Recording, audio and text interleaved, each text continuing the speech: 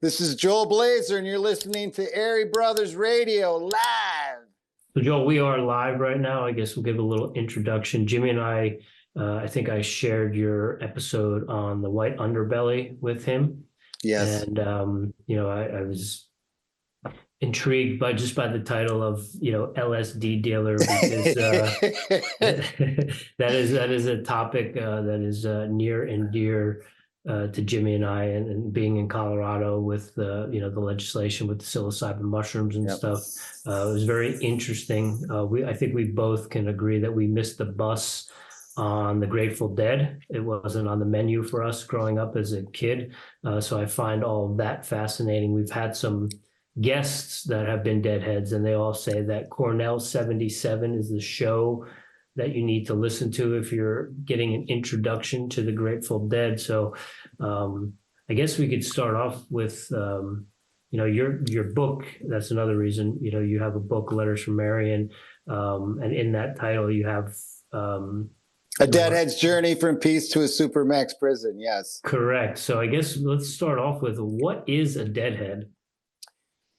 It's a good question. So I think, what is a Deadhead? It's a person that,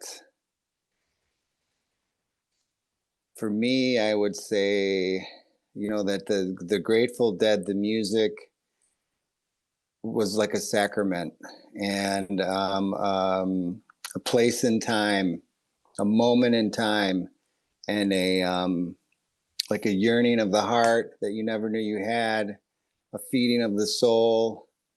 But it was always for the music. There was the lot, you would sell grilled cheese. There was some economics to it. But for me personally, and I think for most Deadheads, it was always to get to the next show and to get in and to hear the music. And then when the music played, like, you just sort of had a natural wanting, yearning, ability to just move with the music and the molecules, and just to be, this whole crowd was one. And just, it's hard to put words, the English language, a sound of a word to explain what that was. But I mean, it was a lot of love, a lot of in the moment. And if you had something going on in your life, or good or bad, you just came to this place of, for lack of a better word, peace. And, there could be a spring tour with 15, 16 shows in 6 cities. You might hear 6 songs redone twice. So like, that's the size of their repertoire was so vast that it just wasn't the same show over and over and over. And then you had the drum solos in the middle. And the first show I went to, I thought was a heavy metal concert. When I was 13, 14, my brother took me to an AC/DC show. I had a couple of their albums. And then, I heard the advertisement for the Grateful Dead's coming to Milwaukee. I was 15. It was in the summer. No, that was like in the spring of 84. And then I got the tickets. And then as soon as the music started, I mean, I loved the music and I just started dancing. So, and my childhood probably affected me to where I took so much comfort in that place. It wasn't the most stellar childhood. And there just really was a sense of belonging and love and just acceptance, pure acceptance with being at a Dead show and a Dead lot. And it was like its own economy, its own, everything was its own. I'll give you a short story, which I didn't get to bring up on Soft White Underbelly. But there was in 84, 85, 86. It was 86 or 87 Alpine Valley. So you could always camp out in the lots, in the parking lots. And in 87, the Dead paid for 3 of the full-size semis, the stainless steel, like what would you think they would be hauling milk, and there was like 40 or 50 hoses on each one, with water, and it said on each truck, this water is pure desalinized water to shower or drink with. And so that was a year that they played either 3 days in a row or they played 2 days on, 1 day off, 2 days on. And so they had that there because in years past there was like a water shortage. So there was, and all the tickets always said there's no camping, but if they played 2 shows in a row, the tickets, right on the tickets, would say no camping. But then right after the show, everybody would just pitch their tent in the parking lot, and the cops would allow it. You had, there were certain rules. No fireworks was always a big thing. And so if somebody pulled out fireworks, like 20 other deadheads would be like, no, no, no, no, you're going to ruin it for the lot. Like there was just a cohesion. So, but the music, if I could just get to the show and get in, that was like a spiritual food that would nourish me for weeks or months on end. I can't explain it, but after the first show, I was fully entranced with the Grateful Dead. Does that answer your question? Yeah, absolutely. And so you've been to over 100 shows, and I'm curious, what does that look like in terms of, following them around for like the spring or the summer tour? And you said you just need to get to the next city. What does that all entail? What did that look like? So initially, you have to have a little bit of gumption, because in between the tours, I would go back to a city. Sometimes I'd go back to Boulder. Times I've gone to Oakland. I've gone to Denver, many times to Milwaukee. So spring, summer, winter, fall, they always did a tour. And so, 15, 16, 12, 13 shows, 4 times a year. And then they'd always do a New Year's Eve show, not related to the tour. And then Jerry Garcia would always play at the Warfield 3, 4, 5 shows in between tours, because they were pretty much from the Bay Area. So if I had maybe, $400 or $500, but usually a couple thousand would be nice. And then essentially you just got to get to the parking lot. And if I were to get to the parking lot, I knew everything was going to be okay. I mean, I never showed up at a show broke. I always had some money, but many times I financed the show during the tour, in the beginning of the tour, with grilled cheese and beer. And then by the end of the shows, like say one, was it spring tour, I think, ended in Miami. And so then I might have scored 8 or 9 sheets, and I would bring that back to Milwaukee. But then at the shows, it was really just about all the energy and focus was going into the show. I mean, if you were what I did is, when I would sell grilled cheese, what I would do is, there's an area at the shows at the parking lots called Shakedown Street. And so that's like where everybody would be selling their stuff. It's like, where's the Shakedown Street? And then it might be a couple bands playing in the parking lot. And then what I would do is, I developed this technique, is like I would make the grilled cheese. So I'd have take the 2 pieces of bread, the cheese, 2 slices of tomato, there's something else on there, and you'd make like 80 or 90 of them in like 6 or 8 bags, put them in the cooler. You'd get your 2 Coleman stoves, you'd get them gassed up, you get the pans out, you get everything set on the table, you lock the cooler in the car, you go into the show, and then, you have 2 sets in the show with the drum solo in the middle. And then right at encore, if I was with someone or not, they would end the show and you knew there was going to be an encore. And then I'd make my way up to the balcony. Usually, I'm thinking back to North Carolina. And then I'd stand, I'd see where the closest door to where the part I was parking in the parking lot. And then I'd go back out to the balcony and then enjoy the encore.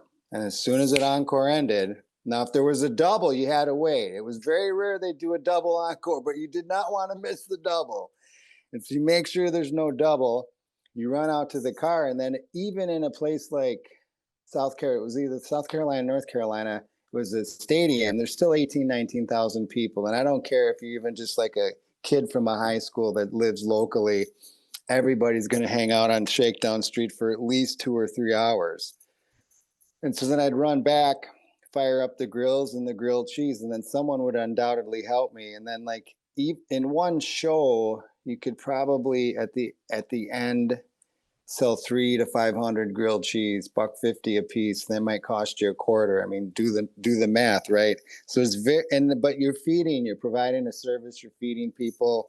People are selling T-shirts, people are selling weed, whatever they're selling. And so, and then the hotel scene, there's always was a room to get.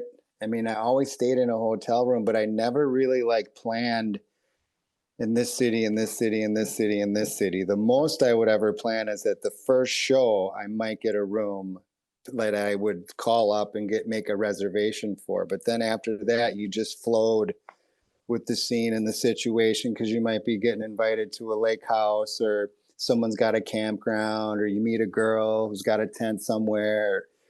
You just was very improvisational, the whole situation. And does that help?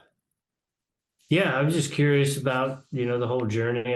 Our cousin, he did a couple tours in the late 80s, early 90s, and I was always kind of fascinated by it. Like I said, and for some reason or another, the music and the experience, maybe it was because I was an athlete, and I know you talked about that as well.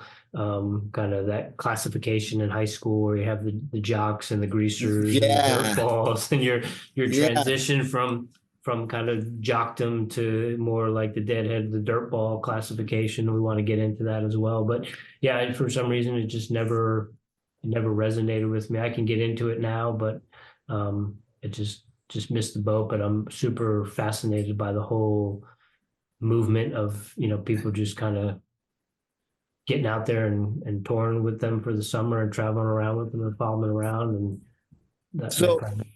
So when I was 15, it was 84. They always came to Alpine Valley. They probably started in 80 or 81, but I was much too young then. So once I got bit by that bug, it was only one show. But like when they left, at the end of the show, and I was with this girl, and I think I said this on SWU, Software Underbelly, and then we were getting on the bus because there was like a 93 QFM was a local radio station. And I bought this ticket. It was like $9, $10. It was a ticket to go to the show and for a bus ride to the show at Alpine Valley, and then a bus ride home. But, we got there 4 or 5 hours before the show started. The bus said when they let us out, and I'm 15, everyone on the bus was probably 18, 20, 22. I mean, I looked like I was probably 10, and my girlfriend was 15.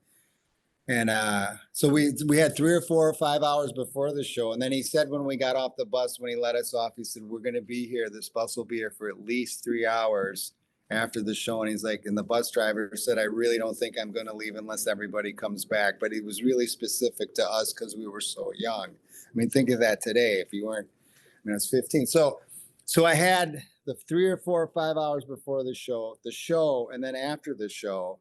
And then I just remember, like, I just did not want to get back on that bus. I just felt this pull to stay in the lot. I just can't explain it. So then next year, 16, all my buddies in high school, we went to the show, Alpine Valley, and that was 85. 86, we went to the Alpine shows, and then we ventured down to the Chicago shows. They did 1 or 2 shows. Then 87, we did the Alpine. Then they did something Chicago-ish, and then we actually went to Rochester, New York, and then Canada. Then 88, we did another couple. We did the Alpine, and then there was one other place. And so then I'm 19, I think. Then in 80, and then in 89, meeting the girl, the whole thing, and she wanted to get married. I had a full-time job, but there was just always this thing, because at that point I had never really gone on tour. So by 89, I probably went to 20 shows-ish, 22, 23. I could look in my book because I had them all chronicled. And then I decided, I said, I want to just jump on tour for a year and just see. Like, so I'm 1989, I'm 20. I'm like, because I never went back to when I was 15, that whole thing of like, what would it be just to go with the band for a year? And I did. And so that was 89, 90, 91, 89 to the 92. Yeah, there's about 80 or 90 shows in there. And then once that occurred, I was bit by the bug. But as I said before, like there was this juxtaposition of, because a lot of it was financed through, sometimes I would score sheets of LSD at the show. I've had customers in Milwaukee and Chicago that I'd send them to, and I still always did grilled cheese, and I never had, maybe 6,000. 7 at the most was the most money I ever had. But if you had a couple thousand, it didn't matter. You were good for the shows. But there were times where, like, I stopped off in Boulder one time for 6-7 months. So I missed a couple tours, but I was hanging out with people, just having fun. And then I just sort of, I got to the point where I was 21, and I loved the Grateful Dead, and I knew that it was one of the best things that I've ever had. And I felt this family connection, and the music was beautiful, and the people that I met. But the idea, people would go to prison, and you would see they're getting 30, 40 years, 25 years, the growers. I mean, it was so different. Like there were places we would drive through, like in Texas or Nevada, like you put everything away. There was never a dead sticker on the car, because this threat of prison just for having a couple joints. And I mean, we knew that it wasn't that bad, but it was just like, I'm touring around the country, was something that I love to do. But the dichotomy of facing prison time for just an ungodly amount of time was just really scary. So at some point, I didn't stop touring, but I stopped selling drugs, and they were following me. And then at, I think it was in April of 92, because my trial was in September of 92, and I got out on bail. Yeah, was arrested, and they indicted me. And then even when I was out on probation, they came to Chicago, and me and my brothers brought my mom to the Chicago Dead show, while I was out on probation. I still love the Dead. I mean, so having gone when I was 15 in 1984, and there's a show in 89. It's not Alpine Valley, it was New York, but the Alpine Valley shows were amazing. If you listen to 84, 85, I mean, the vintage, the Frost one you mentioned, I believe, that's an incredible show. I just don't think there's a bad decade of the Dead. I mean, lately they're getting kind of old, and there's only a couple members left, and they're not necessarily touring together. But the music, there's something about it. It's like water on a desert plant. I can never really get enough of it. So, but once I took off on tour, fully committed, there really was the actual getting to the shows, the driving, the meeting people, the friends. There was never really any close calls. I mean, I'm sure at some point there was a close call one time, actually, when we were going over the border in Canada, but we were just completely oblivious to what was going on. Like, it wasn't like, I never can remember like getting pulled over and our car getting searched. I mean, I was never caught with drugs, really. I mean, there was the one time in the Motel 6 in San Francisco, and Oakland the Oakland Coliseum. I was essentially just walking back to my hotel room. I went to the ice machine or something, and literally like these two cops just grabbed me and threw me up against the wall. They grabbed my belly sack. They found an ounce of weed. Well, it's just under an ounce, threw me in the car. It all ended with 6 days in county jail. I went in front of the judge. I had like $570 on me. They dropped all the charges because it was under an ounce. Said it was an illegal search. I never said anything. And then my friends Dave, Don, and Timmy got double life for LSD. He just got out. He was pardoned by Obama. Well, not just. He's been out 5-6 years, 8 years. So I guess in a sense, that time I got caught, but was very careful. but people were going to prison for a very long time. I mean, I've never stopped believing in LSD and psychedelics and marijuana. And then today I'm sober. I believe all drugs should be legal. It's insane what has happened. But the people that are like under 40 today, they have no clue how it was. I don't think. Like, it was so strict and barbaric. And then there were always rumors. I never knew if it was true, but people said that the Maryland, New Hampshire, Rhode Island, New York State, they said that we always heard that those states had laws that said if you had a Grateful Dead sticker on your car, that it would be the state troopers could pull you over under what's that suspicion? Not reasonable, but it was Probable cause. probable cause. And so we never had them, but I heard that in Alpine Valley in like 1985. So as much as you wanted to have the steel your face, which now I do on my car because I'm sober, I never have anything anyway. But you know, it's funny because even today, I remember in the late like 90 and 91, it almost started coming back the other way because sometimes I remember in Alpine Valley, I think it was 89, the cop car had a steal your face. And that was maybe it was 88. So he had a sticker on his car, but the most thing they were concerned with was that it was real dry. It's when we had all the water, and they said we just don't want anybody lighting fireworks because Alpine Valley was surrounded by forests. It's one of the Dead's favorite venues, and so like they pretty much would let a lot go on. Do you feel like you and a lot of the deadheads paved the way for where we are now with marijuana being legal in a lot of states? There's a lot of psychedelic therapy that's legal in a lot of states, and you just mentioned that your friend, got pardoned by Obama. Do you feel like you guys kind of paved the way and did a lot of the road work? I think we were part of the wave. I don't know if we paved the wave, but there was Jack Herr, who was a deadhead, wrote the book, The Emperor Wears No Clothes. I think it's in its 17th edition. It's all about hemp. Ed Rosenthal was a frequenter of the shows. He wrote the Marijuana Growers Guide back in like maybe, I think the first edition was 83, 84. So we were flying the flag. I don't know if we paved the wave, but I'd like to think we were part of the wave for sure.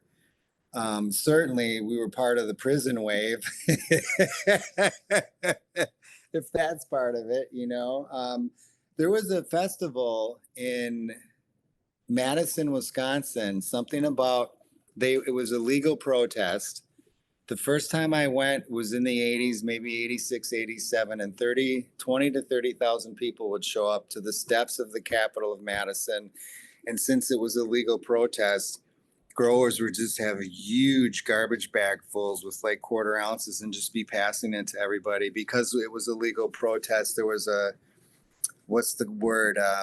They had a moratorium on that day. You could smoke marijuana on the Capitol. But even then, even though that happened, things like that, people would, if the casino was taking odds, they would have given you 1,000 to 1 that, marijuana would have never been legal. So we never gave up on it, but certainly we were all very scared. And then NORML was really big, National Organization Reform of Marijuana Laws, which I think started in California. They had a really big lobby.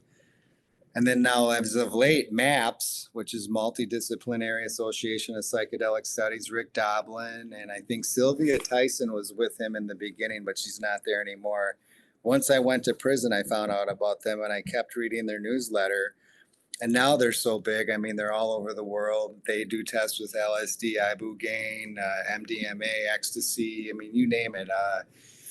The mushrooms, and then they get the pure stuff from the government. They get the licenses to do the tests. And I mean, if you go on their website, they are constantly looking for volunteers. So because of the medical component, which we knew all along. I mean, I never abused LSD. I never abused mushrooms. I was never drunk at a Dead show. I would have a couple beers, a Grolsch, maybe a Michelob, or not a Michelob, a Grolsch or a Newcastle Nut Brown Ale and smoke a couple joints, but it wasn't a place that I like. I'm sure as if we're all humans, there were people that abused drugs there, but it was just it was, for lack of a better word, it was like church. It was just this place to be free. And then LSD was so powerful. I mean, maybe a dozen times I've taken LSD. So been to 101 shows, you know, and I'm sure there's people that could do it every day. It wasn't me. I mean, I never really had a bad trip per se, but having a good trip for 10, 12 hours, man, I mean, that is a lot of information to take in. And although you would go to the show the next day, I mean, I couldn't imagine having done LSD 2 days in a row. My brain couldn't have handled it. But the thing is, when the band played, when they started to play, from the moment the music started, it was as if like you were just wound up, and like the dancing, the twirling. I mean, if that were aerobics class, I mean, 2.5 hours of heavy hardcore dancing. And it's not like the first show when I was 15, thinking that it was going to be like an AC/DC show, which you don't really dance to. You just kind of, you know, somehow it wasn't like I looked at people and I felt like I had to dance. It came upon you. Like, I can't explain it. And that's never left me. So like that, it was a power greater than myself that I still can't explain to this day. But then you were in conjunction with, if you know, Alpine Valley, you're talking 65, 75,000 people. And the joints would just go right down the line. I mean, you know, there'd be a row of 40 people. Like, wow. It was a moment in time, and I'm very grateful to have been part of it. But it's a complete little simple twist of fate. Like, thinking it was a heavy hard rock band, my dad allowing me to go, and then going. Like, that was pure luck, because I might not have ever gone, because then when I went and told my friends, I mean, and then their older brothers, and it was like, okay, let's all check it out, you know? So, because my older brothers didn't get into it. Later they did. My younger brother did, and my older brother did, but not right away. I mean, it was like I discovered something that had never been discovered. So, yeah. You bring up, or at the beginning, you brought up the title of your book, and you brought up that going to the Dead shows, it was just love, and it was church for you, and it was a community, and it brought you to that here and now. And then, you know, you got picked up on doing LSD, on selling LSD, I'm sorry. And, you know, you go to jail, and sometimes, you know, you got caught up in the riot, and then that's when you went to Marion, and you kind of had to conform to your environment. At what point did you kind of get back to that oneness? I know you said you're sober now, and you know, you wear all white now. So I'm kind of curious where you kind of got back to the oneness and that love. In Marion. But let me, in every prison I was in, it started out in Sandstone, Minnesota, Inglewood, Colorado, Florence, Colorado, Pekin, Illinois, Talladega, Alabama, and USP Marion. At every single prison, I would write the local radio station, and sometimes they'd read my letter. And then in 2 of them, they started a dead hour every Friday night. And then be like, this is going out to Joel Blazer. They'd play an album or play some live music. But there in Marion, I got a glimpse of some extreme human behavior, but also within myself, the ability to really have peace and contentment in the spiritually bereft walls of a supermax 23-hour lockdown prison. I think most monks get there, but they choose to be in the monkhood, you know, but many prisoners probably do too, or you'd go insane. Once I was released, you know, I was on paper for 5 years, and when I came out of prison, I was a shell of a man, like, because I was so fearful of going back. inside you just have to be what it is, or you're in trouble. It's not a matter of acting. Like, you just must become that convict. It's not even really like a choice. When I got back out and I got off of paper, I started drinking. And I probably always was an alcoholic, because what could happen is I could be on tour, 2 tours in a row. Like, in the middle, we might go to, say, like Crater Lake for 6-8 weeks to camp. But then when I would come back to Milwaukee, it was like, it would get dark. It was not the dead lot. I might go out drinking and have 15, 20 beers, do a couple grams of cocaine. And it was weird. But it wasn't like it was a binger. So I could still go a couple weeks without drinking. But like, as soon as I got to where, okay, the tour's coming, we're leaving in 2 weeks, and then you go on tour, like, that behavior was vanished. And there was no craving or anything. Like, yes, I might have a beer or two in the parking lot, but it wasn't like this need.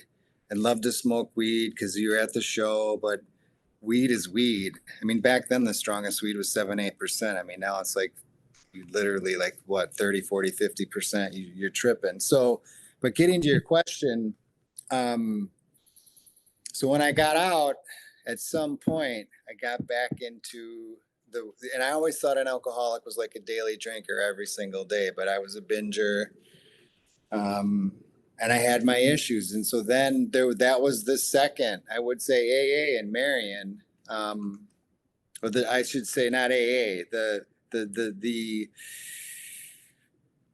anonymous program for addiction and Marion were really two of my big teachers in life. Things that, like today, I would never trade my past, my childhood, my place with any individual in the world. Warren Buffett, Elon Musk, Ted Kaczynski, anyone. I mean, I'm at a point, and I don't think anywhere in my life I would have ever traded my position for anyone. So all that falling down, falling forward, the learning experience that you get, that you gain to have in today's world, right? And I can't change it.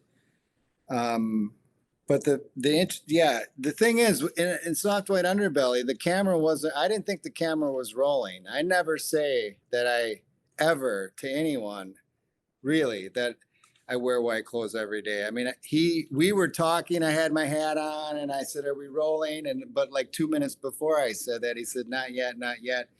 And then he asked me that question. I didn't think it was live, or I would have never said that, but it's out there. So whatever. So then I got sober. I got up to like 10 years. I fell off the wagon. And then in 2016, just for some ridiculous reason, I stopped again, got back into the 12-step program, and I just started wearing white clothes, and I never stopped. And so today I just love it. It works. And I don't like, what is my reason today? Because this is what I put on right now, right? It's right here, right now. And it's all I own. So I do it. I do teach Kundalini yoga Nidra. I'm teacher trained. I learned that. But all the stuff that the prison, the past, the problems with drugs and alcohol led me to where I am today. So it helped. I guess it's just more tools in the toolbox. And I never re-offended. One time right before my probation ended, because even though I won my appeal, it knocked it down from 151 months to 60, and I think I was in for 63, so they let me out right away. I got to the point where they would P-test you, and that's a long story, but essentially I got caught dirty. And then the probation wanted to send me back to prison for 18 months. They wanted to send me back for 5 years. They tried to get me to sign this piece of paper for 5 years. No, for 18 months. And they said, if we go in front of the judge, we're going to give you 5 years. And so then this part of the story I will tell. So that night I was going to sign the paper. And so I smoked a big joint. Right. And we went in front. And so then I said, I'm not signing the paper. I said, I'll take my chance in front of the judge, because I said, I don't think he's going to send me back. I had 6 more weeks of probation. It was dirty. And they never thought I was selling. I had started my own company, paying taxes, doing landscaping. At that point, I had owned 2 houses. I'd already bought the one that I mentioned on SWU. So I was productive, right? And so we go in front of the judge. No, I didn't smoke a joint yet. We went in front of the judge, and the judge said, "Have you smoked any marijuana?" And he gave the dates. He said the dates and the last date. So it was from like 3 weeks before to the day before. And I said, no. And then he said, okay, we're going to urine test you. If it's true, I'm going to give you whatever. So that they didn't test me that day. They tested me the next day. So that night, I didn't think I was going to pee dirty. I smoked a joint. And then I came back dirty for the test. So then they brought me back in front of the judge. And now then they came back and said, okay, now we want you to do 36 months. The judge will find you guilty for sure because it was an instant test. He's like, if you don't sign this paper, we're going to send you back for 5 years. I mean, think of that. So we go back in front of the judge. And then the judge kept saying, you lied, you lied. You said you didn't. And I said, I didn't. I said, because you said till yesterday. And I said, I went that night and smoked one. So he looked at all the transcripts. He ordered the lady, the transcript lady, they got it up there. And he said, I believe you. I believe that you were clean for that day. And I believe that you really did smoke a joint last night. No, that's what it was, because they had tested me that day and I was clean. But then they tested me again and he didn't order it. And they said, well, we want to reconvene till tomorrow because he was going to make his decision. So then he slammed his gavel down. He slammed it down so hard and he pointed it at me. He said, Mr. Blazer. And, he goes on and on and on. He says, I'm going to send you to the halfway house for your last 6 weeks of incarceration, which was this little house. It was like right by my house. And then he said, if any infraction happens there, if you raise your voice at someone, if they write you up for anything, if you get it dirty, he's like, you're going back for 5 years. So I went through the 6 weeks, no problem. I got out and I was done. But then that sort of was the real test, because then it's like, now I'm not on paper. And so then I eventually got into double the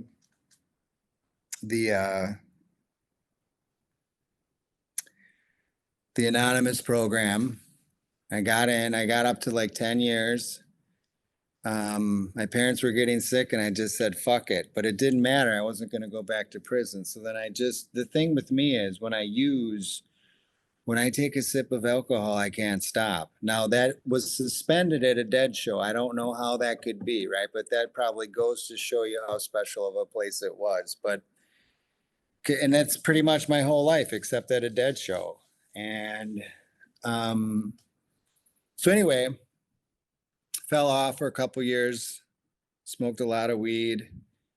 I drank one time, but I was smoking weed, doing some hard drugs, and I just wasn't myself. Both my parents passed, went out to LA to rehab, and I got back in. And then that's when, I don't know why, so then, as I said before, right, then I had like 6 or 7 outfits from American, what's that place American Apparel. And I just started wearing white, and it just seems so easy. It's cheap. It's easy to clean. You don't have to worry about what you're wearing. And then after I started wearing that, they said, oh, you pulled a Steve Jobs, but you made it white. And I said, what does that mean? Because I didn't know. And they said, well, Steve Jobs only wore black. And I said, oh, cool. Maybe it's a thing, right? I never knew that.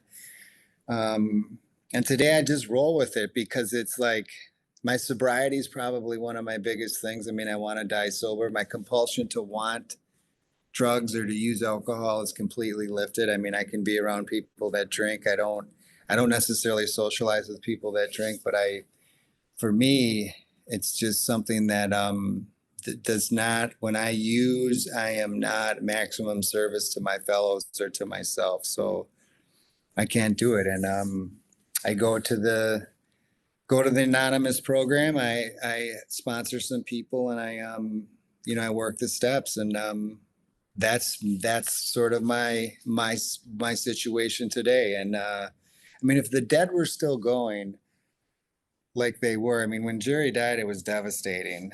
I was in jail because when I was in jail, the next thing was like, I just wanted to go to one more show. So that was brutal when he died.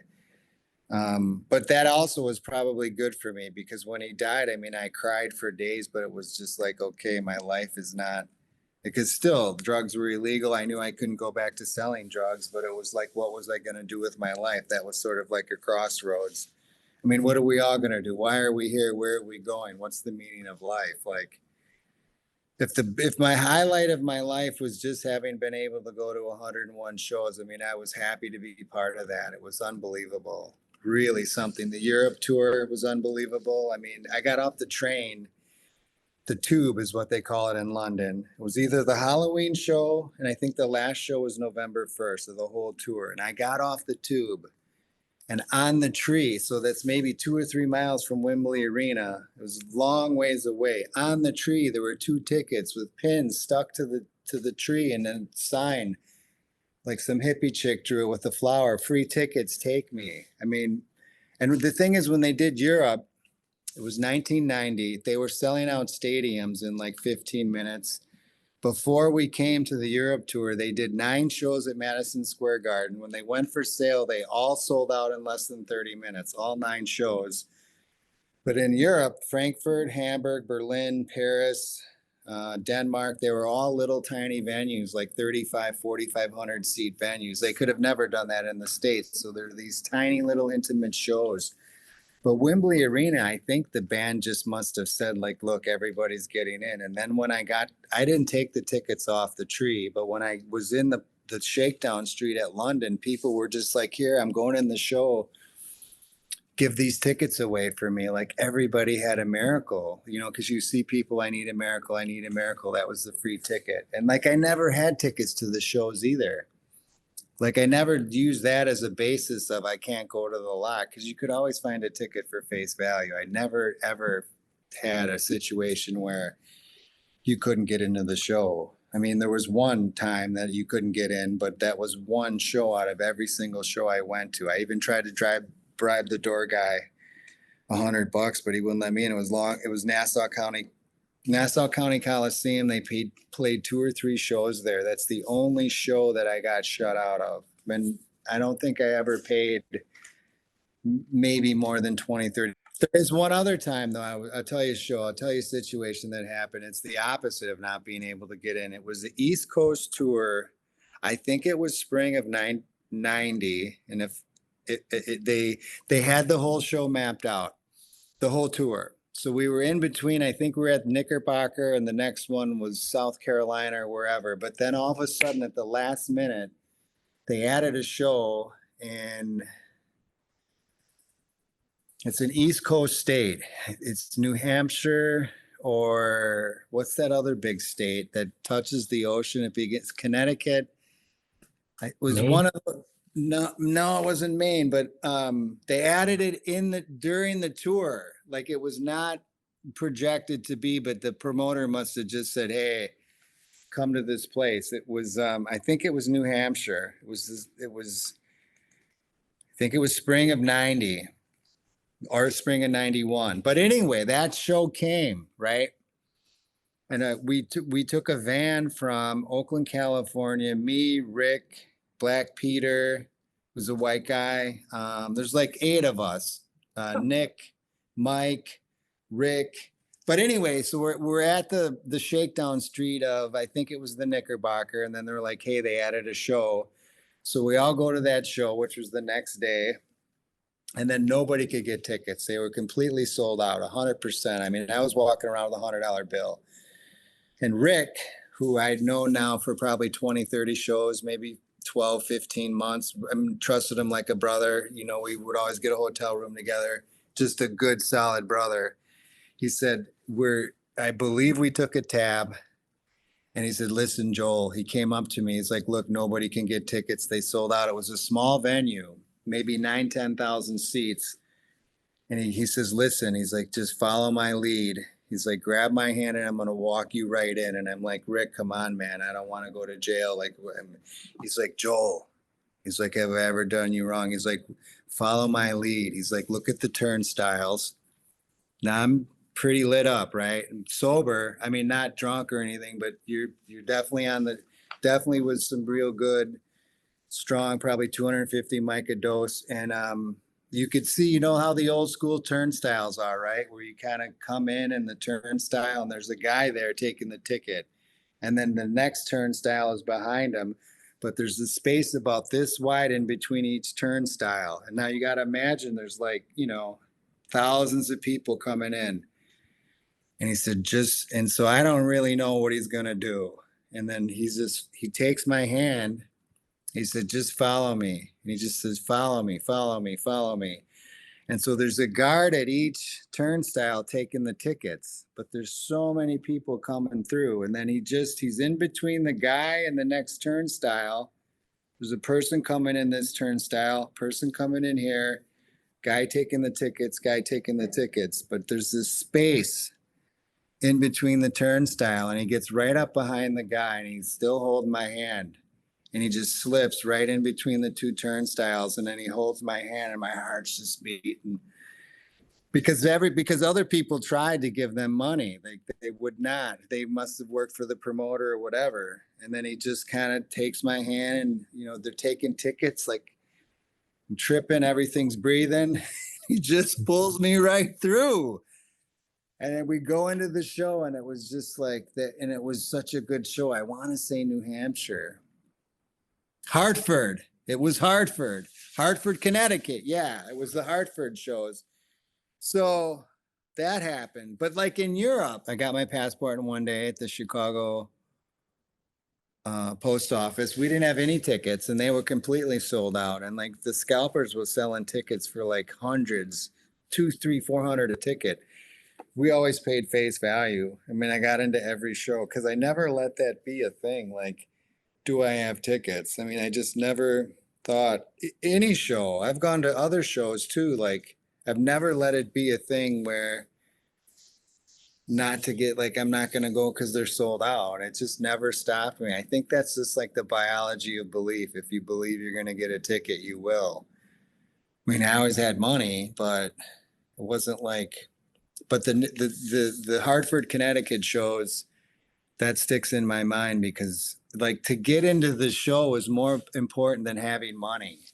If that makes sense to you, like it was like you hadn't even if you're on a whole tour of there's 17 shows in the spring tour and it's the 14th show. It's like it was your first show. Like for me, like to get in because each show was this unique spiritual art form that you just became one with.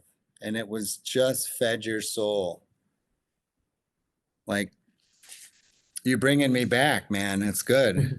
You're bringing us there. I can feel it. We're on that parking lot. You call it Easy Street? Is that Shakedown Street? Sorry, I'm a noob, but yeah, that's where you're bringing us. Got us on that wavelength, and I can tell you tap into that, and I can tell that it had a deep impact on your life. And I've heard you talk on other shows and other podcasts about, you know, the oneness of no matter where you were, everywhere's here, everywhere's now. Your first, I don't know if it was your first Dead show, your first LSD experience brought you back to being with your dad at a baseball game and then kind of being in that same moment. And when you were explaining that, I've had some of those experiences, so I definitely could feel it, and I can definitely feel the love and the fondness when you're talking about that. So I really appreciate you sharing that with us.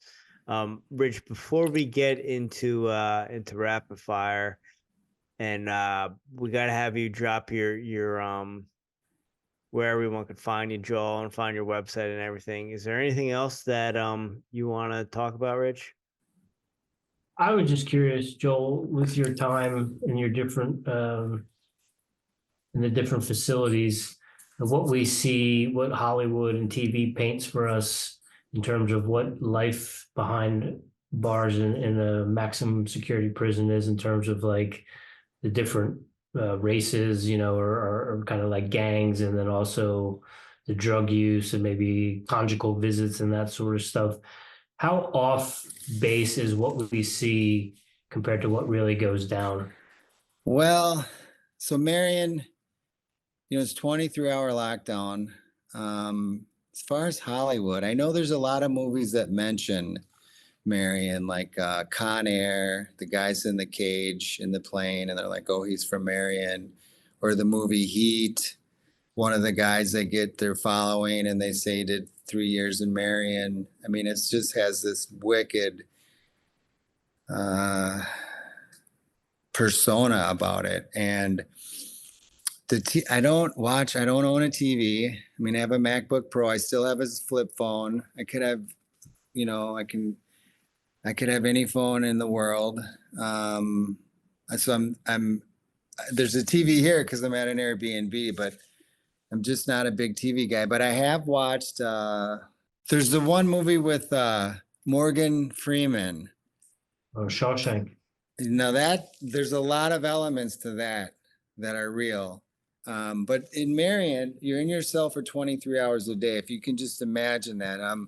There's a woman who helped me with my book. She helped me with the outline. And at the time I had a 6,000 square foot lake house with 150 floor to ceiling windows. My driveway was a half mile long. It was on a peninsula, 1,300 feet of frontage. There's only 6 houses in the whole bay. The bathroom was humongous. It was probably 3 prison cells. And so when she was there, I had to give you the setting. I asked her, I said, listen, can we, I've been out for 2005. I got out in 97. So I'd been out for 8 years, no reoffending, I'm weeding the garden. She's friends with my sister. She shows up for the weekend. She came multiple times, but I said, look, can I lock you into the bathroom for one day and I'll bring you food just so that you can kind of get a sense of what she's like, no. And then I said, how about a bedroom? I said, just the bedroom. I said, look, the windows are open. I'm not going to do anything. I said, can you just stay in the bedroom for 23 hours just to see? And she said, no. And I said, okay, I didn't push it. But even in a setting like that, I mean, if you can imagine. So, and then in Marion, you got 2 15-minute phone calls a month, 2 15-minute phone calls a month. I mean, that's it. If you had to go to the nurse's office or you needed to see somebody, your hands behind your back, you're handcuffed, you're shackled, and then 3 guards would be next to you. So, I mean, it was like the apex, the most predacious, sophisticated criminals in the world. Not me, but they were there.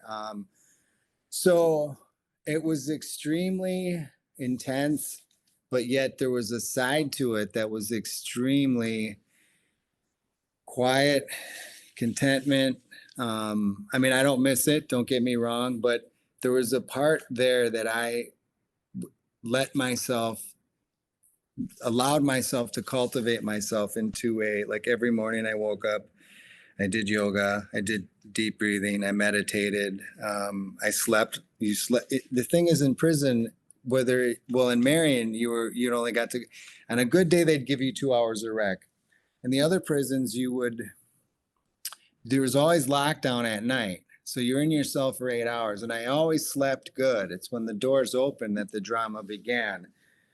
But in Marion, it was 23 hours. So it was like, if I didn't do so much self work, meditation, deep breathing, that, I think you would literally go insane. And then the races, there is a culture of honor among races, always against the man, extremely strong. But it's still a wicked place. And once you're in there, the single cell organism that you're in Marion, you become one of those people. And I don't mean good or bad, black or white, big or small, but you just are. Because if something happens, if you're disrespected and you don't act a certain way, you're going to get disciplined by your own race. And so the thing is, ultimately, people do not want black or white, gangster disciple or LMA, whoever. You want to have a certain order in the yard. I mean, if there's a conflict, there's a conflict, right? People are going to fight. It's going to happen. But when that happens, the whole prison would get locked down. There were a couple stabbings and a killing when I was there, but when that would happen, you'd be locked in your cell for 4, 5, 6 weeks straight, and you couldn't come out at all. No showers, no nothing. Maybe after 3 weeks, you'd get a shower. Because even if it happened in another unit, they would not allow any unit to come out. So it was an intense place. I mean, I can sum it up like this.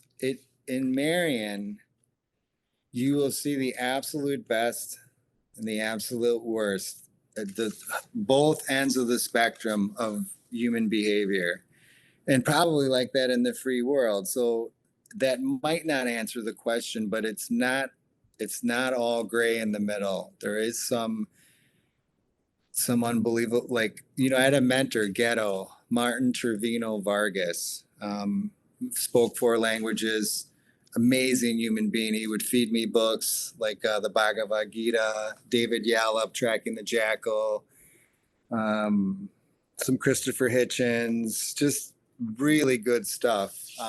So I read a lot, and at the time that I got sent to Marion, I hadn't won any appeals. I didn't know what was going to happen. I mean, and they hated me. I mean, I wasn't really sure where I was at when I first went there. And, I yelled at the guards one day, and they just, on a visiting my mom, they really got me. And I still was a little bit of a punk ass when I went in there, but it was sort of like the rite of passage. And that helped me to really come to a place of understanding about resentment and not wanting to leave Marion in a mental prison of resentment against the captors. And so that came to me through meditation and just my own inner searching while I was there. And that's helped me to this day. And I've relearned that in my 12-step program. But there, I had no contact with any. I mean, I had contact with a lot of books I never read.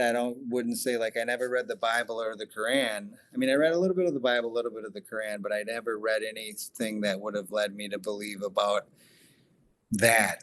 So it's a weird space in time. I mean, that was 32 years ago. And so it's not my identity today. I've never thought that going there was bad. Ever. And I knew that when I got arrested, that as scared as I was, like I was not going to go to prison being a rat. There's no way that could have been done for me, because that would have been my life sentence. I don't think I'd be here today if that happened. Now, that's a tough road. I mean, it'll test you when you're facing 40 years and you're going in front of federal prosecutors trying your case in a federal court where 96% of the people plead guilty because they probably have a 98% win rate. I mean, the Vegas odds on that, you could bet against it every time, you'd be a rich man, or bet with it. So that was the start of my resurrection, was not ratting. No one would have got me. They're a bunch of hippies. Like, I could have sold that knowledge. It wasn't fear of someone getting me, but it was me being okay with me. And so that I don't dwell on that. You asking these questions, but I think deep down in my soul about my identity and knowing, even though I'm just part of the whole, but of doing the next right thing. And just keep going with that and keep going on. Now, I'm not perfect. I've made some horrendous mistakes in my life, pre-prison, in prison, post-prison, but ratting's not one of them. And the thing is, today, I don't know if I could not rat, so I'm not doing anything illegal, and not that I don't have that constitution, but I don't want to put myself in that position ever again. I mean, I got lucky getting 151 months. I mean, they could have easily given me 20 or 25. So that was a luck of a draw, let alone the appeals and what happened there. So, and then in Marion, I'll tell you a quick story. I wrote the radio station, and they read your mail unbelievably. And this was after the beating from the guards. I'm doing time. I'm doing good time. No tension with the guards, no tension with any inmates. Like, I'm just doing time, man. You're doing your good time. And I wrote the letter to the radio station, and they read it, and it's such a breach. So if they you can't seal your mail. You put it in the envelope, you put the stamp, and then they'll read random letters, most all of them, but they must have not read that letter, because if they would have saw the letter, and I didn't really understand this, how serious it was, but especially there, because if you attempt to communicate with someone on the outside, that's going to re-communicate your communication. So technically you can't even write your mom to say, tell your brother this, right? It crosses that. So, but one day we're in the, it's Friday night. It's lockdown. The radios are on. I tell, hey, Ghetto, man, they're going to play the Dead. They're going to play the Dead. I wrote the radio station. I think they're going to play some. They're going to play some. So then that night, they read my letter on air. Joel Blazer's in Marion, blah, blah, blah. And they play a bunch of Dead. And then I think it was late that night, one of the guards who beat me up, and then another different guard, not the two, but one, and they come to my cell and they bang on the bars. Motherfucker, give me your goddamn radio. And that was the guy who beat me, but the other guy was the lieutenant. He just was kind of smirking. He's like, we're just going to take your radio, but God damn it, man, you pushed it to the line. But I already got the Dead, right? But at all the other prisons, no one ever said anything, because they did read my letter, and one of them, they even started a Dead hour. But because it was this high security place, I mean, it was a level 6. It's not like any other prison. And the thing is, you could have stabbed a prison guard.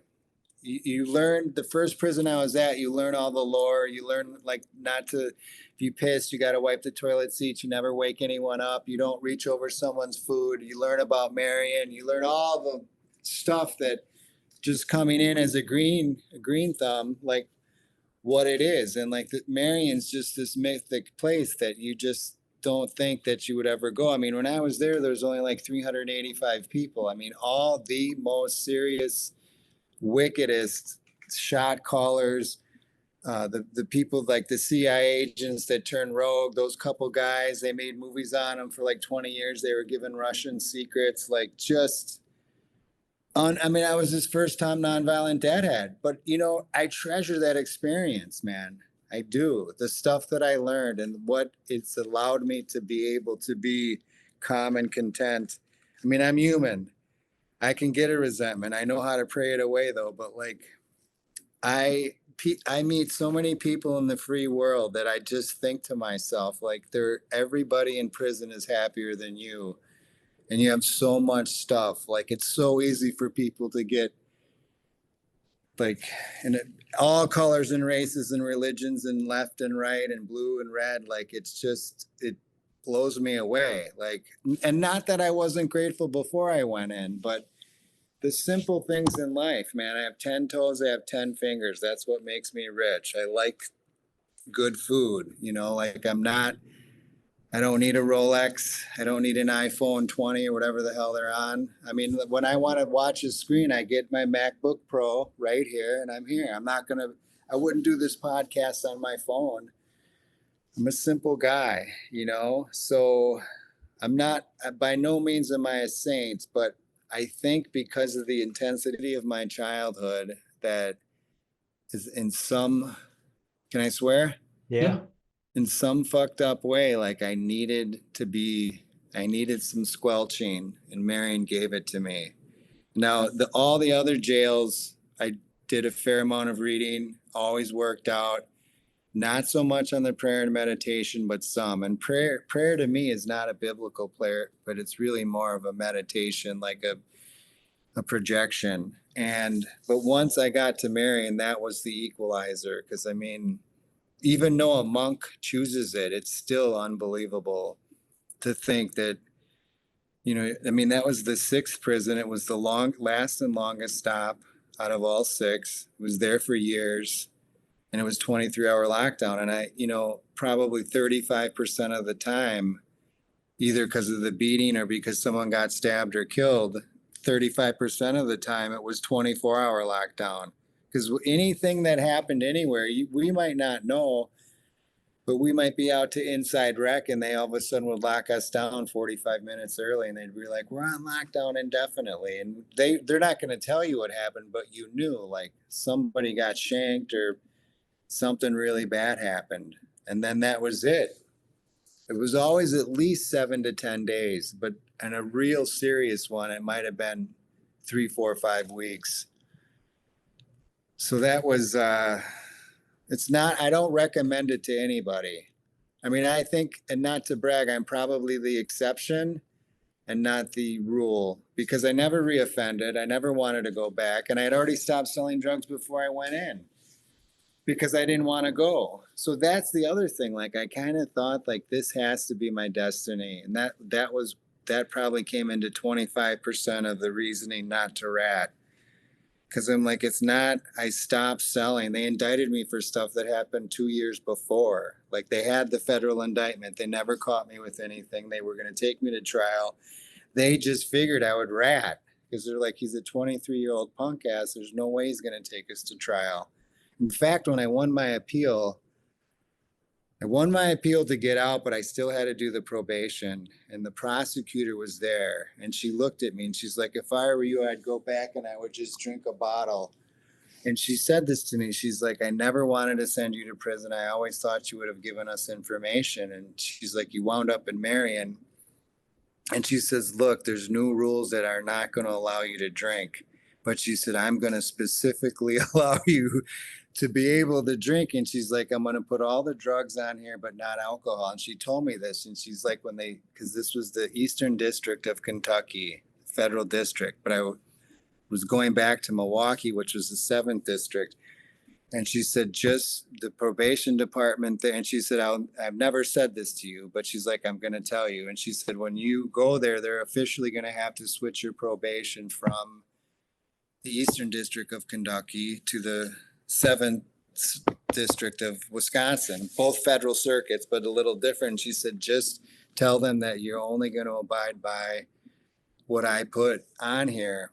And she said, you can't get drunk, you can't get an OWI, but she's like, you will be allowed to drink. And then they wanted me to sign the new one and I refused. And they said, okay, well, they can't make us. So like she had a heart, but like she was doing her job. I broke the law. I mean, I did do it. But that was showing me a little bit of love. So I drank a little, but I never was always, it was right at the end. It was with the dirty UAs. And then in jail, the way we would beat it is I smoked a lot, but the lieutenants knew. So here's how we beat it inside. I mean, I probably got piss tested 35 or 40 times in jail. Every time I was dirty. But right away when it first happened and I was dirty and I went and grabbed James, I'm like, dude, the lieutenant said I have 2 hours to come. He's like, how long ago did they tell you? I said, 7 minutes ago. He's like, he grabbed a thing. He showed me, he's like, he filled up a whole gallon of water, medium, not warm, but not cold. He's like, slam this down. You have to slam this gallon within 15 minutes. I mean, I was maybe 175, 180 pounds soaking wet, lean, pretty muscular. I slammed the whole gallon down. And he said, in 30 minutes, you're going to start peeing. He's like, your body's going to take 30 minutes to go. And he's like, when you're on your 7th pee, go to the lieutenant's office. And so you're just bloated. You feel like you're going to puke. He's like, you can't puke it. You'll go dirty. And if you go dirty in there, you're going to go to the hole for 90 days. So no matter what prison you're in, if you go to the hole, that's a jail inside the jail. That's like a mini Marion. So for 90 days, you're going to get 1 hour of rec 5 days a week. You're not going to be able to get rec on the weekends. It's just, you're fucked. You don't get your radio. You don't get nothing. And then if you're under investigation, they can extend it 90 more days. So I start pissing and it's just like by the 3rd piss, man, you piss and it's like a fucking it's like a fire hose, right? And then by the 5th or 6th pee, you look and it's like pure water. And then by 7 or 8, it's just the water. So then I would always go. And then like, it's funny, like, cause they could literally take you and make you wait in the lieutenant's office, but they're always pretty cool. Like they almost knew, right? And they'd say, all right, they'd be like, Blazer, Smith, Johnson, you got 2 hours to be in the lieutenant's office. And you knew you had to pee. And so then you'd go in, they'd go right into the thing. They would put the cap on. They would put it right in the thing, like the chain of custody. They'd give you a copy, but I never ever came back dirty. And I did that. I did it with the probation officer, but the test must have got better. You know, like by the time I got out and I did finally get that one dirty right at the end. Well, I got a couple right at the end, but you know, I'm just glad I don't have to deal with that shit. I mean, if I wanted to smoke weed today, I would, but I don't. I get naturally high. I can't explain it. So, does that answer your question about Marion? Absolutely. Absolutely. Go, before we get into the final four, where can everyone find you? Where can they get your book? All right. So, I've been getting a lot of prodding from people to do a TikTok, a YouTube, and an Instagram. And because people have said to me, like, people want to hear more of your story, especially from Soft White Underbelly. You reached out. So I did. I don't have any downloads yet, but I am on TikTok, YouTube, and Instagram. And it's my name, Joel Blazer, JoelBlaeser. And then the book is on Amazon and Kindle. The hardcovers they're out of print. There's a couple available used. They come and go, but the Kindle and Nook is available 24/7. That's on Amazon. Letters from Marion, or which one? Amazon is Kindle, and then Nook is Barnes and Noble. So if you Google Letters from Marion, it'll light up like a Christmas tree. And I do have a website, joelblazer.com or lettersfrommarion.com. There it talks about a lot of the stuff I said, like the drugs in prison, like late, you know, like getting involved, stories about like race, couple excerpts from the book, couple recent drug busts. I always update it because everybody says, well, they don't sell drugs in prison now. There was just a prison in somewhere on the East Coast. They busted a meth lab. There was another federal prison in the last 2-3 years. There was a huge marijuana ring, and they busted like 3 guards, a lieutenant, a bunch of inmates. I mean, I'm not giving anyone up or telling on anyone. The fact of the matter is there's plenty of drugs in prison, and it's part of what makes a prison run smooth. I mean, it's kind of like a don't ask, don't tell. I mean, there has to be some, I mean, I'm not condoning meth. When I read that article, I almost didn't believe that was a state prison, but you have to have some amount of drugs and heroin. You have to keep it down low, but Inglewood, Florence, Talladega, Pekin, and they were loaded.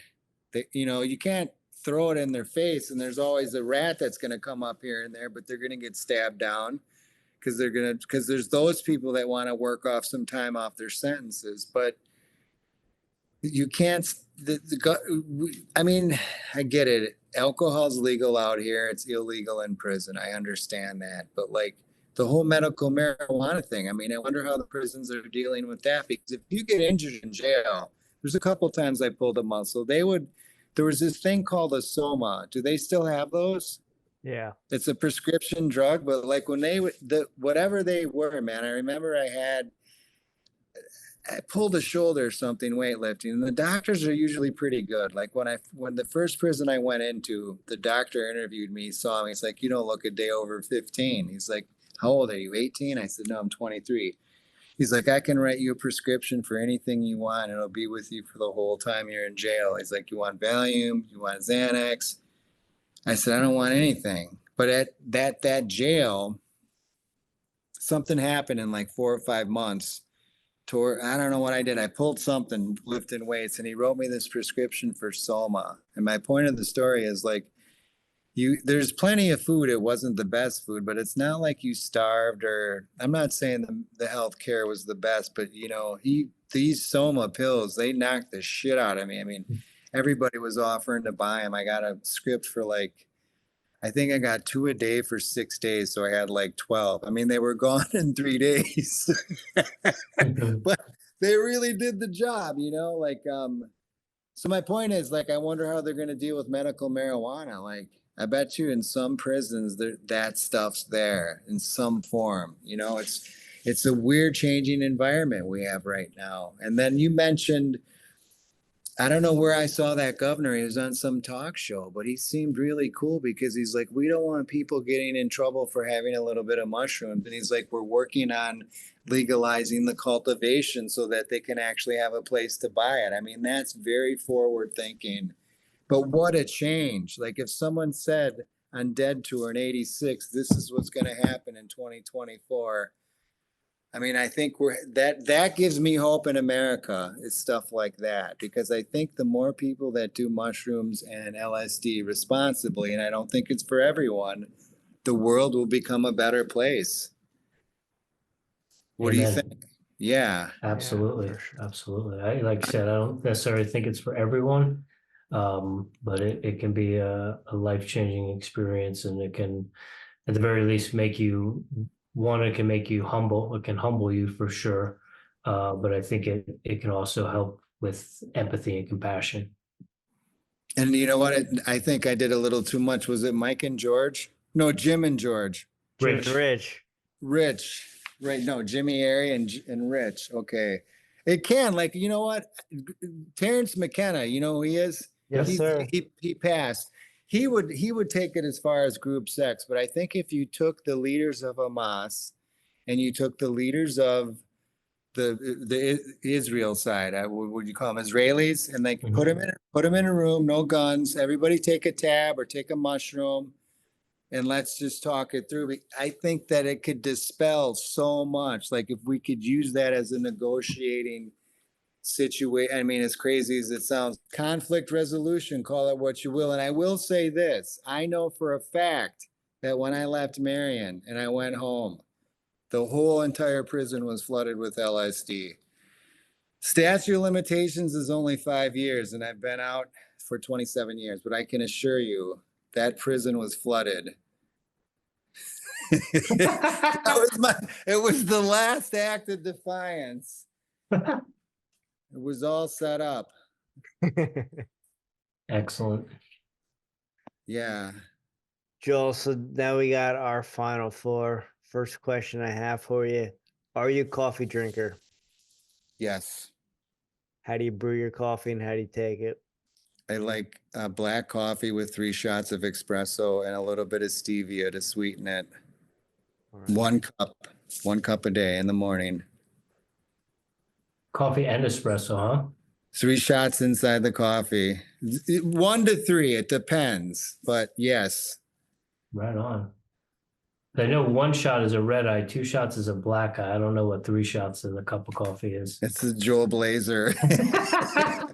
It's the Shakedown Street special. Yeah, it's the shakedown. You're gonna wake up. Do you do that before the meditation or after the meditation? Usually before, but I still go out completely to the theta state. It's weird. You're right. I mean, I'm not supposed to. The person who taught me Yoga Nidra said, you shouldn't drink coffee at all, Guru Dev. But he said, if you are, you definitely don't want to do it before the meditation. But it's never made the squirrel cage go crazy in my head ever. In fact, when I don't do it, sometimes I think about it in the meditation. Me too.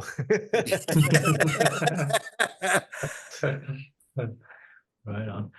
Joel, do you have any daily practices or rituals that you do on a regular basis to show up as the strongest version of Joel Blazer?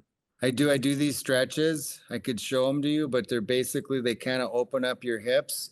And then I really like to do the Yoga Nidra. And then upon awakening, maybe for the last pre-prison, so we'll say 1990, for the last 34 years, I mean, upon awakening, the very first thing I do is drink 25 to 32 ounces of water right out of bed. And then I don't eat any sugar, and I have an extremely strict diet, like no syrups, no honeys, very low carb diet. But the Yoga Nidra, and then at night I like to do what they call it personal inventory, 10th step, and you just kind of review your day. And if you have to make amends somewhere, you make the amends. Definitely no drinking. But upon awakening, just to give thanks for the day and to be grateful, but to drink the water and then the nidra, some form of nidra, or sometimes I do a silent chanting, but something just to, I don't know why I do it, but it just helps me be the better version of me. And the coffee, because you know what? Quite frankly, I'm probably physically addicted to it. I don't think, because sometimes I'll forget, oddly enough, like very rarely, but then by 10:30 I have a headache. So there's probably something there. But the water, the deep breathing or the meditation, and the diet, which part of not eating sugar the day before means that I slept good. Sleeping 8 hours is very important. And then the stretching. I have to do the stretching every morning without fail. Joel, you're going to be Sorry. putting that sort of stuff on your YouTube and your TikTok, like the yoga Yeah. stuff and the stretches. Yeah. So this is what I've been doing. I have a big fat notebook. I want to do some prison stories, but then I want to do a health and wellness, the physical, the mental, spiritual. And physical is stretching, but the food absolutely is all going to be on there. Awesome. Well, you So just got 2 new subscribers. Yeah, no, Cool. we already Airey Bros is already subscribed to his YouTube. But you mentioned the food. I'm curious because I've read on some of your stuff. You know, you have keto all over the place. What's a typical day look like for you? You just eating meat, you eating cheese, you taking any dairy? No dairy. I'm lactose intolerant. I've always been lactose intolerant. I like berries. I like leafy green vegetables, fish, beef, any animal. Animals are plant-based if you eat ruminators. So I like cow, elk, sheep. But like today, so I do intermittent fasting today. My first meal was at about 18 and a half hours from yesterday's meal. And meal, I mean any calories, because the stevia is 0 calories, just stevia leaf. I had not a salmon, a tuna steak with 10 very large Brussels sprouts that I steamed, a big bowl of blueberries. I like seeds. I had a big thing of, with that, I had sesame seeds and pumpkin seeds, and a little bit of, what else did I have with that? Pumpkin seeds, sesame seeds, the tuna, and half of an avocado. So a lot of the foods are foods that look like when the earth produced them. So obviously the tuna steak, it got cut up and I just seared it, but like the Brussels sprouts, the sesame seeds, the pumpkin seeds, I mean, that's kind of how the earth produced it. And the avocado, I just opened up, a lot of salt. Your body takes a teaspoon of salt every day. So if you eat foods like that, there's no salt in them. And so like the salt, like you've heard of the situation where like there was a girl at a rave and she had ecstasy and she drank, water all day long and then she died of a heart attack. It's because she flushed all the salt out of her body. So if you're eating pure non-processed foods, you have to have it's a teaspoon, 1 or 2 teaspoons of salt. Yeah, no, it's 2 teaspoons. That's the daily recommended salt for your body every single day. And like, back in the days, they say there were salt wars. Salt used to be a form of money because your body really has to run right on salt. And so not every day do I do the 18-6, but probably 20 days out of the month. I never will eat earlier than 12 hours, but very rarely. And I'm never hungry. Like if someone just did one thing and didn't change anything, even if they didn't eat good foods, if you did an 18-6 intermittent fast, because your body will go through autophagy, which is this process where your cells will eat all the bad cells. It's very good for your skin, for all your organs, for your respiratory, for like your eyes, for aging, for everything. And that's like something free. You just use your discipline. I mean, I have a little bit of head start probably from having lived in a supermax prison. And also though, when I was little, I was diagnosed with hyperactivity. I don't know if I said this ever before. And they wanted to put me on Ritalin, and my mom was opposed to it. So she saw this natural doctor. I was with her. I was 5.5 years old, and the doctor said, if you don't want to put them on Ritalin,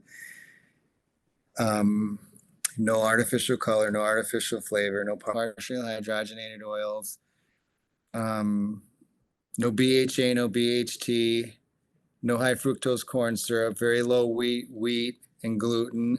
And so that started an odyssey. My mom didn't feed us bad, but I was exceptionally,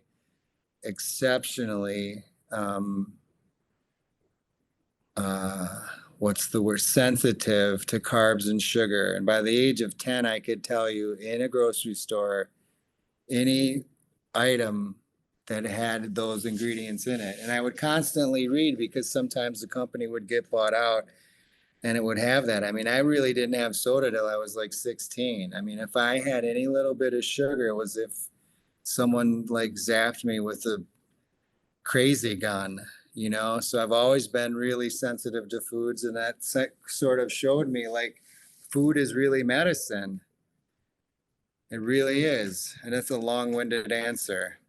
No, it's amazing. And that kudos to that doctor for being well ahead of his time. Unbelievable. I mean, that was 1975. That's amazing. Unbelievable. Joel, what are you listening to right now? Music, podcasts, audiobooks? Are you reading anything? Yeah, I just finished Empire of the Summer Moon, the Quanah Parker story. I'm reading, I just finished also Falling Forward by Richard Rohn. That's a heavy book that's really steeped with, he quotes a lot of scripture from the Bible, but like his interpretations of it are very non-biblical. A friend of mine gave me that. I just finished that. The Trial of Henry Kissinger by Christopher Hitchens. A little bit ago, I finished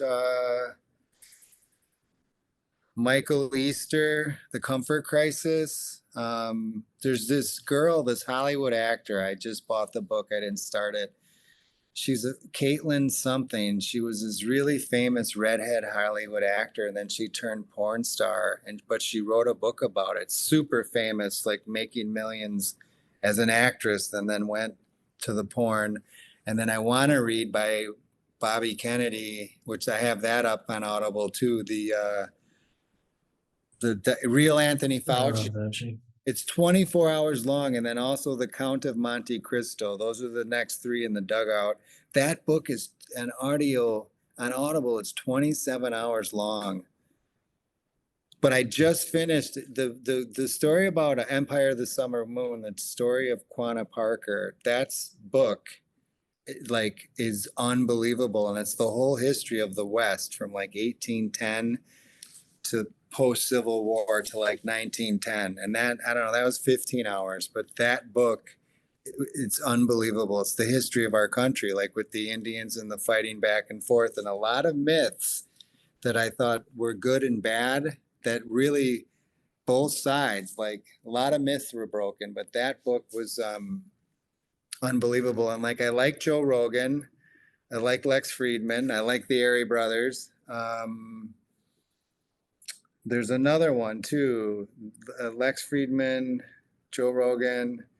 There was one I was watching, that chapter. You know that guy? He's a guy from, it's really morbid. He's from like the country in England, but Ireland or Scotland. And what he does is he just started, I remember when he started like maybe 4 or 5 years ago, he would just find like a story and then tell like it was some wicked story where there was a killer and they got busted.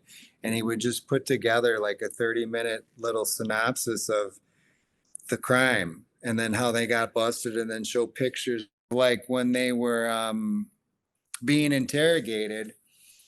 And then he went from like, he would put up a video and they might have 50,000 views in like a week.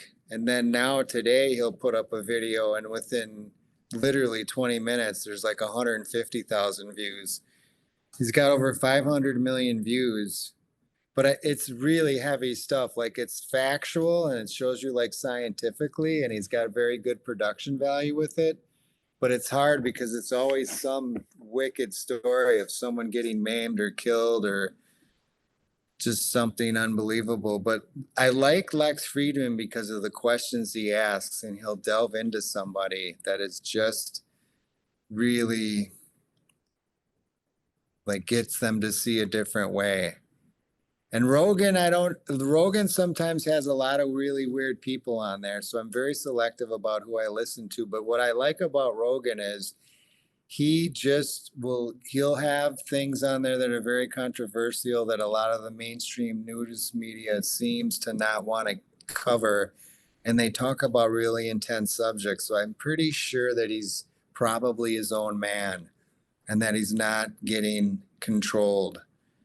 But you said podcasts, books.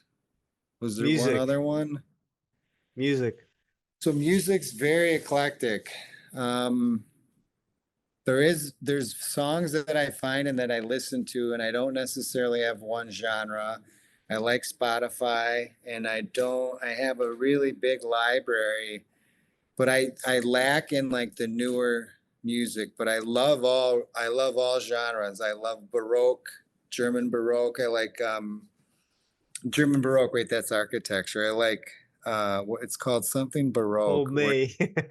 It's when you're in a small room. It's called it's whatever the word is for a small room, and then the word chamber Baroque chamber. I mean, I like Mozart. I like a lot of classical, but I like really heavy rap. I like instrumental music. Like a lot of the Terrence McKenna people, probably people that pirate, but they'll have a Terrence McKenna talk on, but then they play this music, like this very cool instrumental, and I see the name of the song, and then I put that in my download. But I'm being very vague. I mean, I always go back to the Dead. But I don't know why. Do you got any good suggestions of some new stuff? Well, you just mentioned the people that mash up the Terrence McKenna stuff, and we had a artist on named East Forest, and he did an album with Ram Dass where he did all the music. And there's also a gentleman named Beretta, and he did Ram Dass and Alan Watts. So you might want to check. Oh my God, I love Alan Watts. Yeah, I listen to him all the time. Wait, it's called Beretta, like the Beretta, BOR, something like that. But he was in. If you can't find that, he was in the band called Glitch Mob, and that will probably lead you to Beretta. Glitch Mob. I gotta write that down.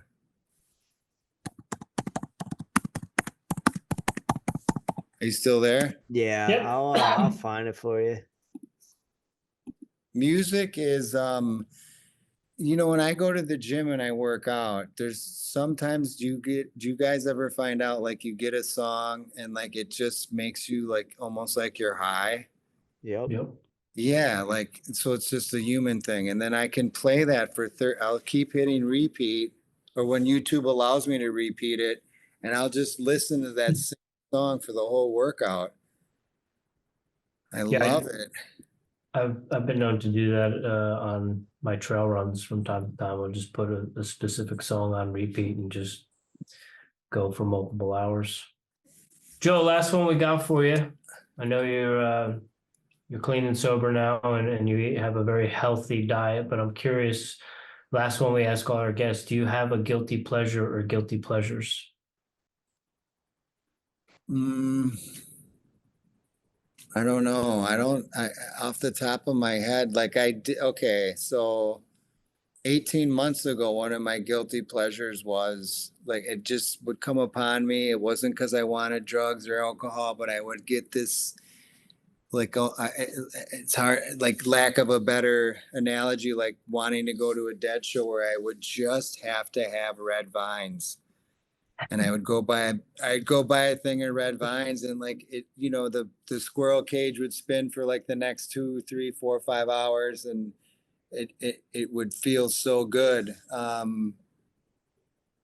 So but I don't. That's been lifted too. I mean, I don't know if it's a guilty pleasure, but I do like to play no limit, freeze out tournament poker on occasion. So I don't know if that's a guilty pleasure because sometimes you can win money, but as an indulgence, not lately.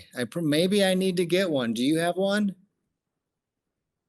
I mean, lately it's been a good cheeseburger.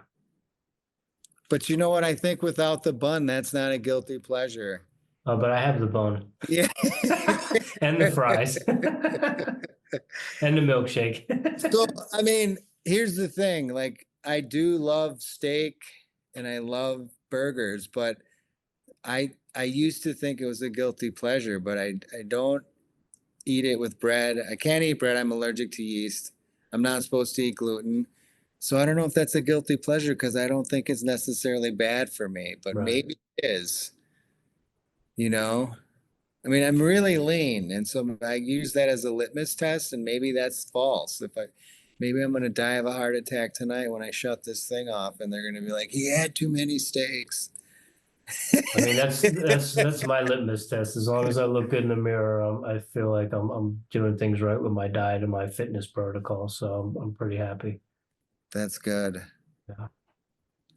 Joe, I sent you that in the chat, that link to Beretta, so check that out. But thanks again for your time tonight, sir. Really enjoyed talking with you and you sharing your story with us.